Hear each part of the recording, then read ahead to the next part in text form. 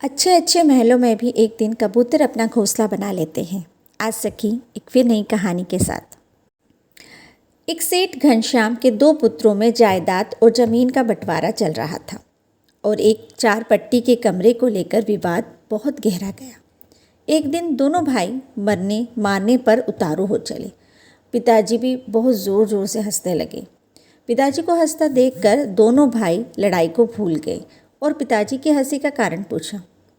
तो पिताजी ने कहा कि उस छोटे से ज़मीन के टुकड़े के लिए तुम इतना लड़ रहे हो, छोड़ो इसे, आओ मेरे साथ एक अनमोल खजाना बताता हूँ तुम्हें। पिता घनश्याम जी और दोनों पुत्र पवन और मदन उनके साथ रवाना हुए। पिताजी ने कहा, देखो यह तुम आपस में लड़े तो फिर मैं तुम्हें उस खजाने तक नहीं लेकर जाऊंगा और बीच में रास्ते में ही लौट कर आ जाऊंगा। अब दोनों पुत्रों ने खजाने के चक्कर में एक समझौता किया कि चाहे कुछ भी हो जाए, हम लड़ेंगे नहीं, प्रेम से यात्रा पे चलेंगे। गांव जाने के लिए एक बस मिली पर सीट 2 ही मिली, वो 3 थे। अब पिताजी के साथ थोड़ी देर पवन बैठे तो थोड़ी देर मदन, ऐसे चलते चलते लगभग 10 घंटे का सफ़र तय किया। फिर एक गांव आया। घनश्याम जी दोनों पुत्रों को लेकर एक बड़ी हवेली पर गए। हवेली चारों तरफ से सुनसान थी। घनश्याम ने देखा कि हवेली में जगह जगह कबूतरों ने अपना घोंसला बना रखा है। तो घनश्याम जी वहीं बैठकर रोने लगे। दोनों पुत्रों ने पूछा कि क्या हुआ पिताजी, आप क्यों रो रहे हैं? तो रोते हुए उस वृद्ध पिता ने कहा कि ज़रा ध्यान से देखो इस घर को, ज़रा याद करो वो बचपन जो तुमने यहाँ बिताया था। तुम्हें याद है पुत्र, इस हवेली के लिए मैं और मेरे भाई में बहुत लड़ाई हुई थी। सो यह हवेली तो मुझे मिल गई, पर मैंने उस भाई को हमेशा के लिए खो दिया क्योंकि वो दूर देश में जाकर बस गया और फिर वक्त बदला और एक दिन हमें भी यह हवेली छोड़कर जाना पड़ा। अच्छा तुम ये बताओ कि बेटा, जिस सीट पर हम बैठ कर आए थे, क्या वो सीट हमें मिल जाएगी?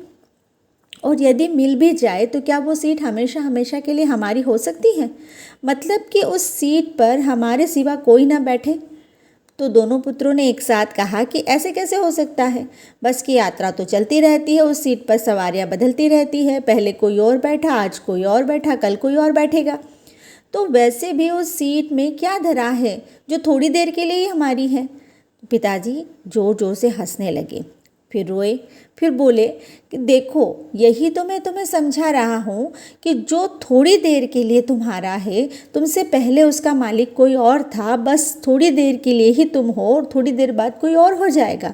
तो बस बेटा एक बात ध्यान रखना कि थोड़ी सी देर के लिए कहीं अनमोल रिश्तों की आहुति न दे देना। यदि कोई प्रलोभन आए तो इस घर की इस स्थिति को देख लेना कि अच्छे अच्छे महलों में भी एक दिन कबूतर अपना घोंसला बना लेते हैं। बस बेटा, मुझे यही कहना था कि बस के उस सीट को याद कर लेना जिसकी रोज़ सवारियां बदलती रहती हैं। उस सीट की खातिर अनमोल रिश्तों की आहुति न दे देना। जिस तरह से बस की यात्रा में तालमेल बिठाया जा सकता है, वैसे ही जीवन की यात्रा में भी तालमेल बिठा लेना। दोनों पुत्र पिताजी का अभिप्राय समझ गए और पिता के चरणों में गिरकर रोने लगे। इस कहानी से हमें सीखने को मिलता है कि जो कुछ ऐश्वर्य संपदा हमारे पास है, वो सब कुछ थोड़ी देर के लिए ही है। थोड़ी थोड़ी देर में यात्री भी बदल जाते हैं और मालिक भी। रिश्ते बड़े अनमोल होते हैं। छोटे से ऐश्वर्य या संपदा के चक्कर में हम कहीं किसी अनमोल रिश्ते को न खोते।